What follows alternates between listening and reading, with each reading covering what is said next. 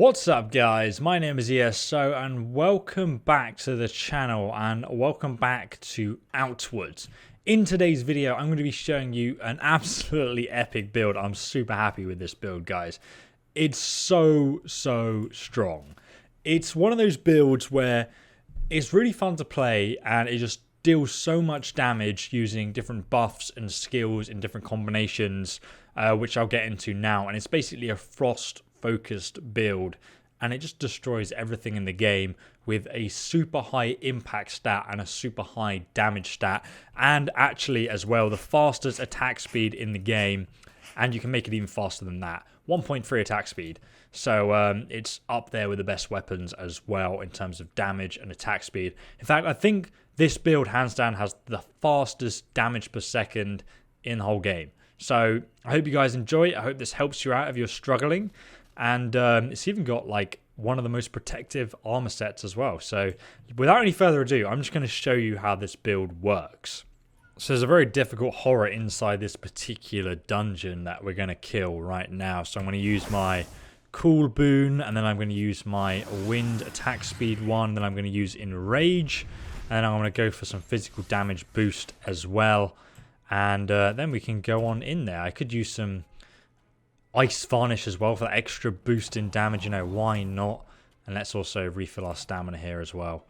So we're doing tons of damage now, guys. Look, watch this. So I'm going to start off with this engage.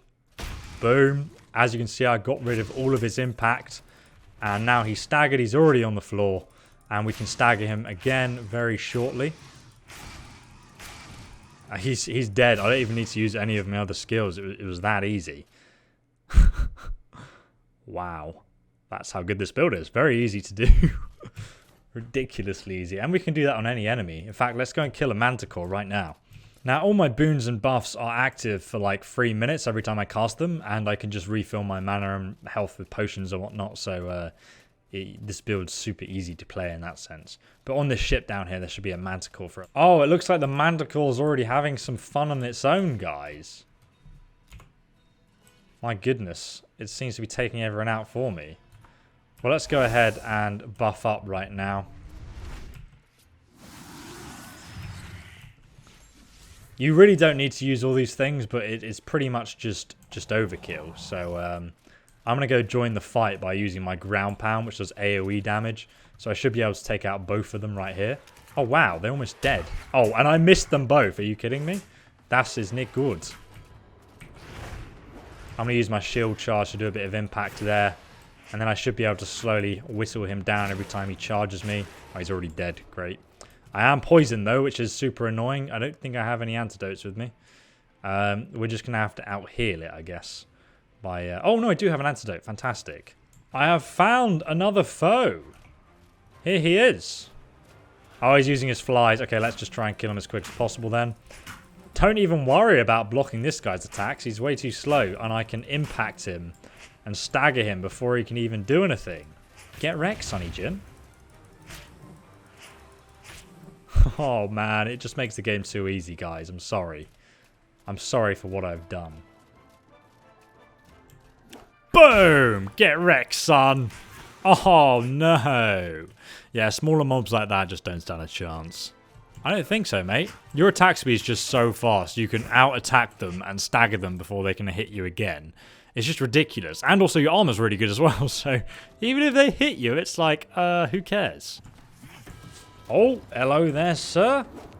Get wrecked. As you can see, it takes one hit to knock him over, and then I can stagger him again so easily he can't even attack back. It's ridiculous. So firstly, guys, I'm going to explain why we're wearing this armor set and we're using these weapons and how you're going to get the best stats for this build so you can do exactly what you saw me doing in the start of the video. Then after that, we'll go over the skills and how to use this character to achieve the most damage you can. It's just ridiculous. It's so easy to do. So firstly, guys, we're using the Crimson Plate Mask, Crimson Plate Armor, and the Crimson Plate Boots. We're basically using the whole Crimson Plate set.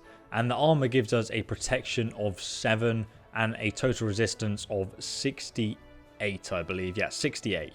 So this is actually one of the best armor sets in the entire game, apart from the Tassar armor set. But what makes this armor set better, especially for this build, is it actually gives us an increase to our frost damage. So this full armor set gives us a plus 55% to our frost damage, which is really, really, really good. It gives us plus 20% to mana in total though, which isn't amazing because we are using mana on this build. But to be honest, you only actually use boons on this build. You don't need to use anything else. As you guys can see, my character only has 35 mana, and I'll talk more about the stats in a moment.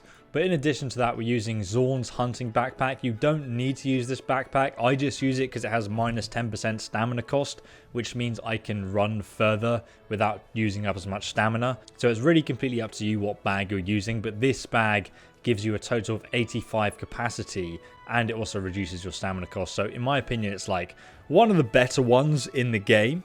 But if you want the most carrying capacity, there's actually a bag you can get for free, which has 110 capacity, and I'll leave that linked in the description. But we're also using the Ornate Bone Shield. Shields are really just personal preference. The only thing you want to have a look at is the impact resistance.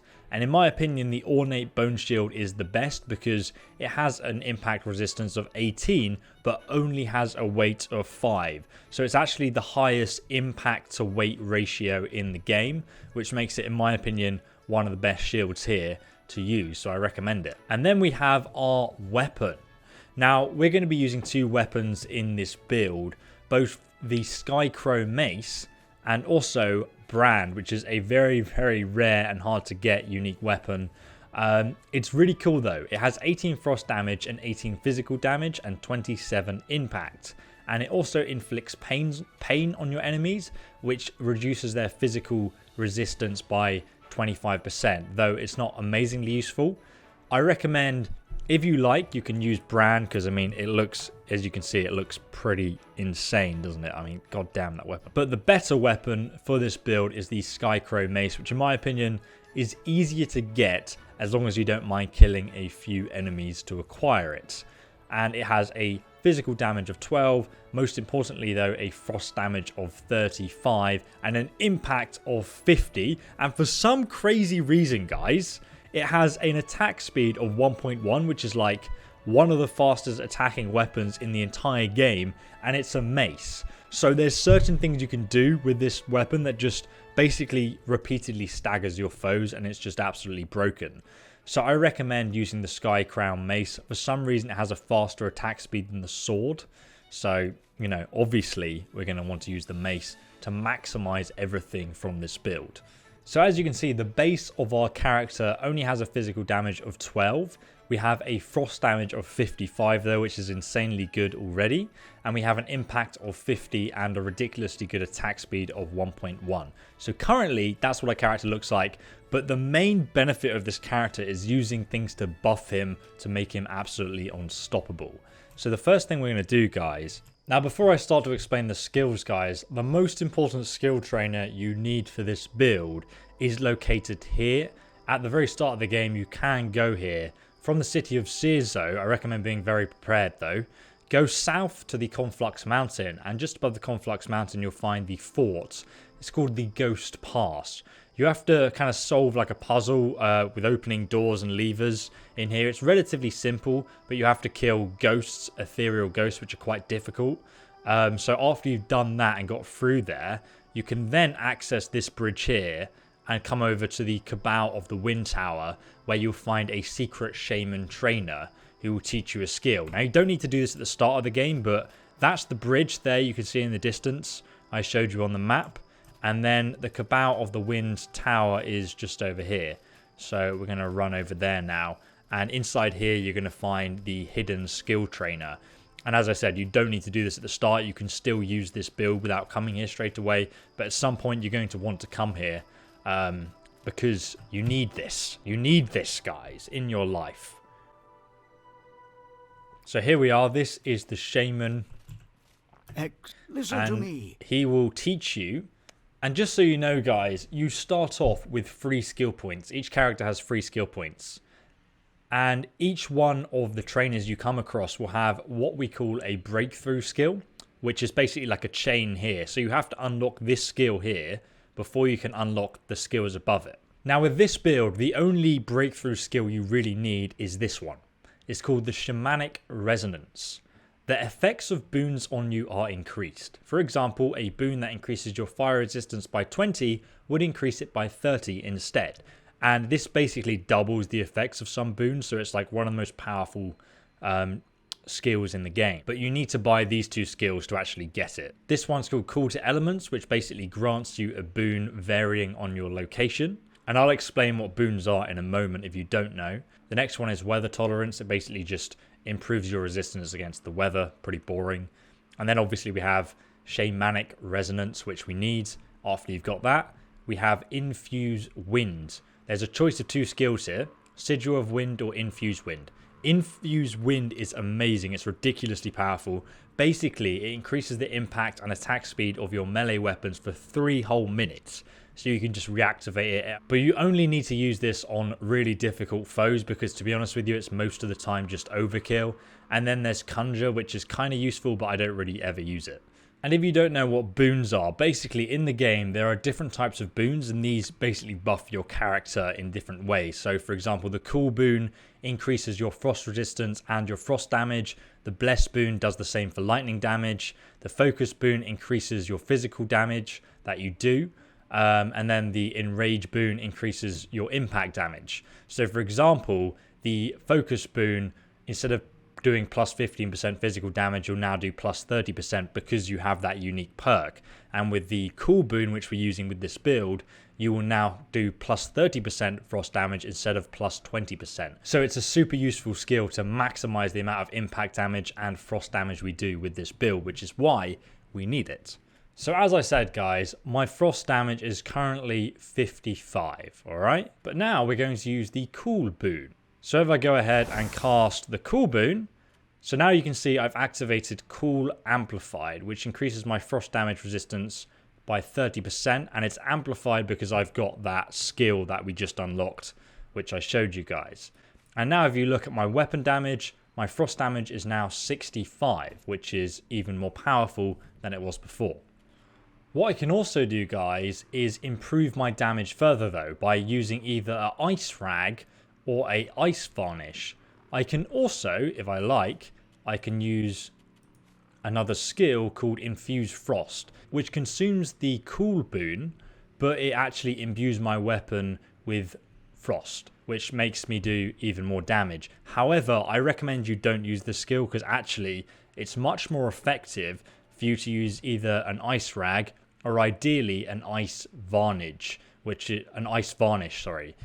a consumable. So if I use that now, with the Cool boon also active, then I'm now doing 99 frost damage, which is just insanely powerful. And I'm also doing 13 physical damage as well, and 50 impact.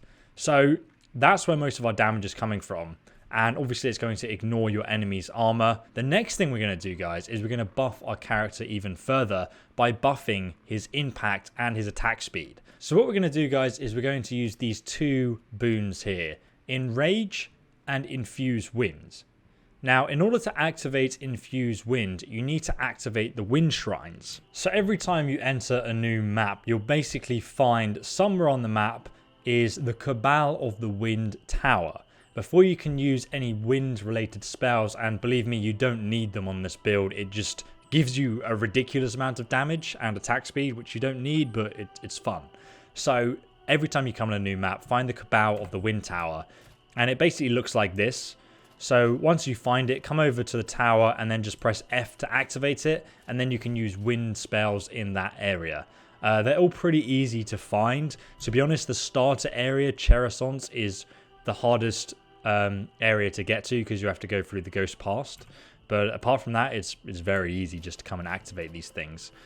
So after you've activated the local wind shrine, you can use Infuse Wind, which increases the impact of your attacks and it increases your attack speed even further, which on this mace makes it like literally the fastest attacking weapon in the game for some reason, despite being a mace. So if we use that, you can now see my attack speed is just absolutely mental.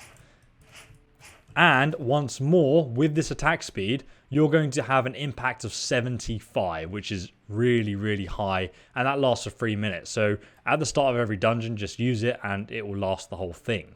And then we can also take it even further, guys. We can use Enrage. Enrage increases your impact even further by another 50% because we have the amplified skill, which I talked about earlier.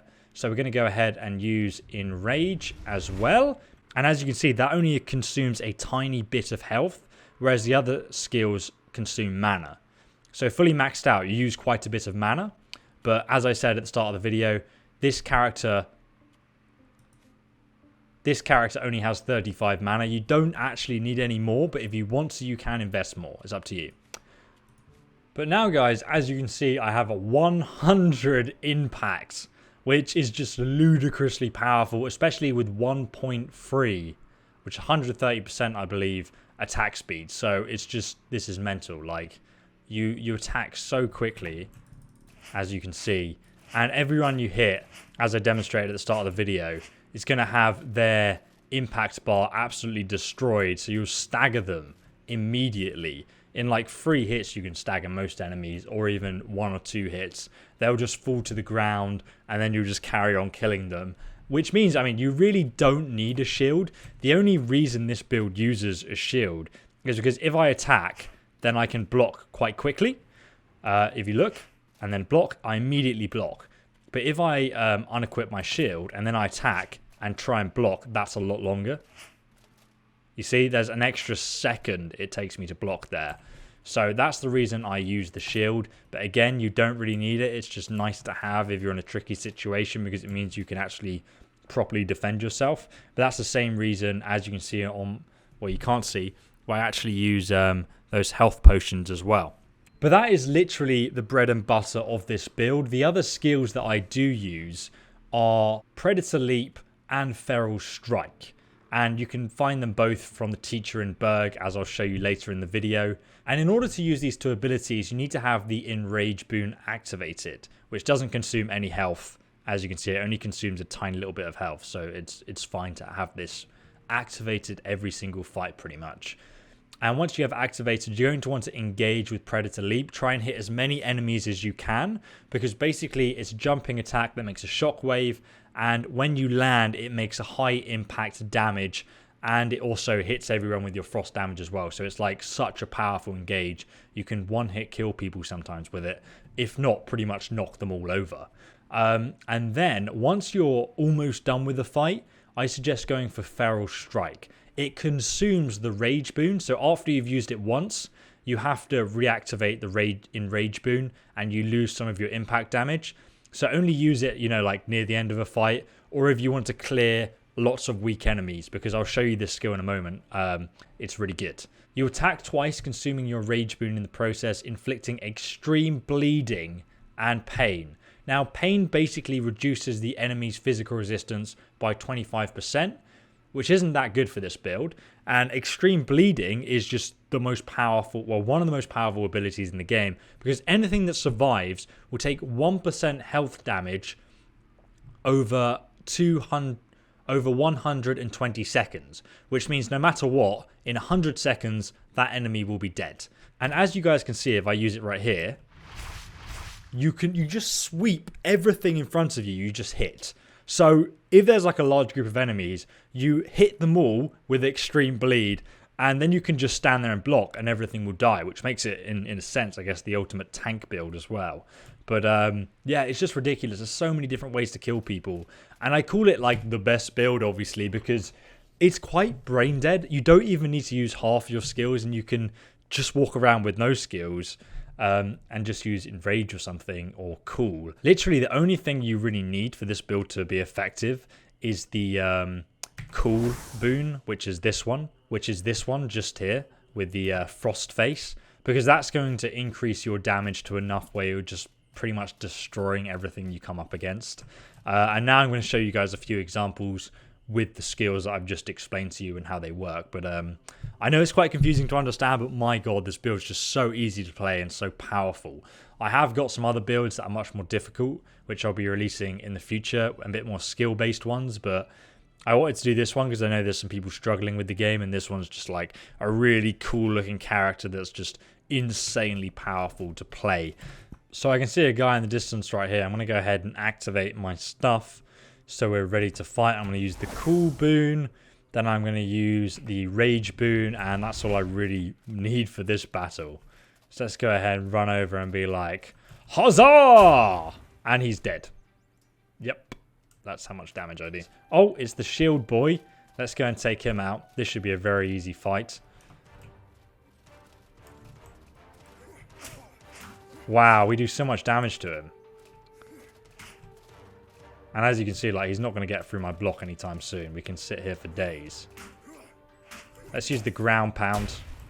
Oh, wow, that almost kills me in one hit. Jesus. And then he's knocked over even with his shield.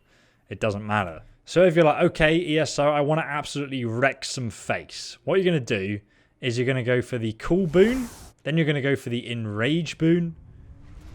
Then you're going to go for the attack speed boost. And you can also go for focus as well, which is a skill I didn't talk about, but you get plus 30% physical damage increase. Then we're just going to go in here and we're going to talk to Croc. Well, now, and we're going to be like, I'll pass, and then he's going to battle us. you're sick. You need to see our medic right away. Engage! Get wrecked, Sonny Jim. You don't stand a chance in hell against me. Oh boy.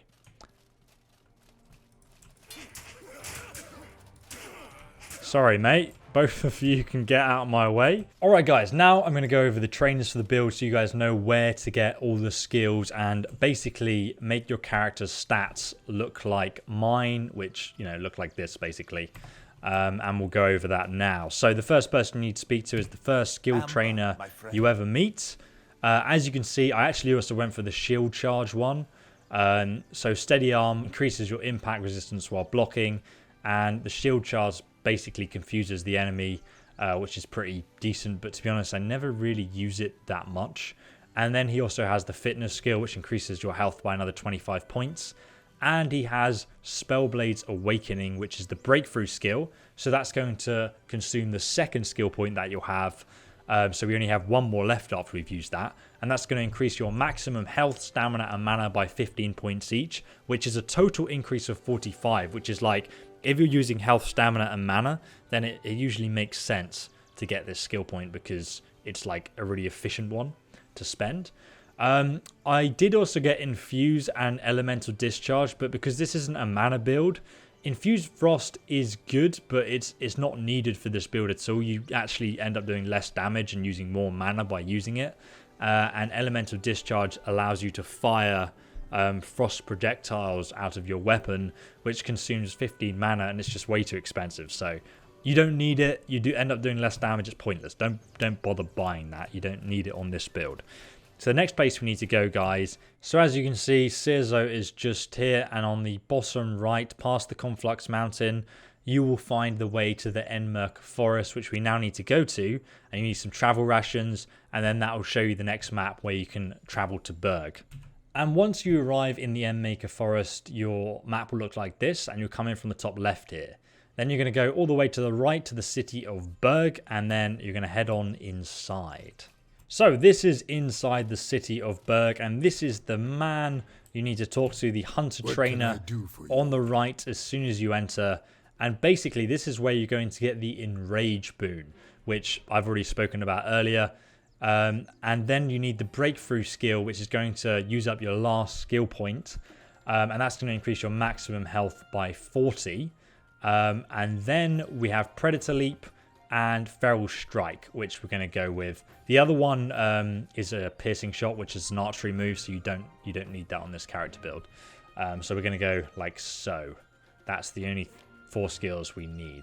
And now we've used up all 3 skill points, so your character stats will now look like this. The only thing we need to do is activate our mana. If you don't know how to do that, you basically just need to go to the Conflux Mountain, which is back in the map area we just went from. So basically, when you get to the center of the Conflux Mountain, you'll find the ley line, which is where you activate your mana.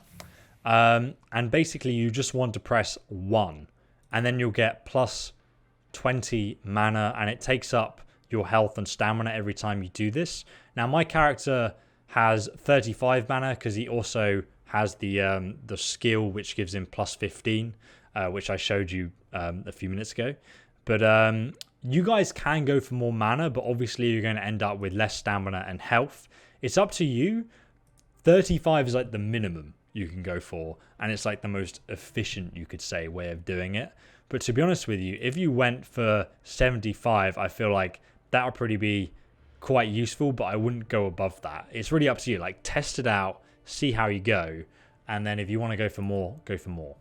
So once you've sorted out your mana, and I recommend doing this early on, in the same room, if you come down the slope here in this sort of village area, you'll find another mage who will then teach you the cool boon spell, which is obviously really important for this build once you either get Brand or the Skycrow Mace. So make sure you go and do that next before leaving this area. And guys, just to remind you, you can find all of the weapons and armor I'm using in this video linked down below in the description, as well as the recipe for the ice varnish and the ice rag. You'll be using ice rags at the start of the game, and you'll go on to ice varnish later.